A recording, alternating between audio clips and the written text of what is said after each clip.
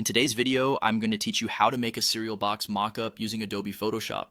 This tutorial will guide you through the process step by step, ensuring you can create a realistic mockup to showcase your design skills. Let's dive right in and get started. First, you'll want to begin by adding your image to the Photoshop workspace. To do this, open your image file, which can be any design you want to feature on your cereal box. This step sets the foundation for creating your mockup, allowing you to visualize your design in context. Next, you'll need to create a box that matches the size of your cereal box. Use the rectangular shape tool in Photoshop to draw a rectangle that aligns with the dimensions of your actual cereal box. Don't worry if it doesn't match perfectly on your first try, as you can adjust it by using the transform controls. Here's a useful tip: lowering the opacity of this layer will help you see through it, making it easier to align with the cereal box. Once your shape is in place, you'll need to convert it into a smart object. This is a crucial step because smart objects allow you to make non-destructive edits, meaning you can alter the design without permanently affecting the original layer. After converting to a smart object, it's time to transform and warp the shape so it hugs the edges of the cereal box image perfectly.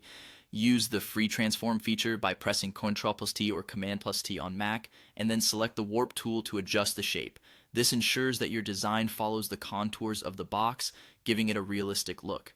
Now that the shape matches your cereal box, you'll want to make a selection of the cereal box itself. Use the selection tools like the magic wand or quick selection tool for precision. Once selected, mask this area, effectively placing it within your smart object layer, creating a clean base for your design.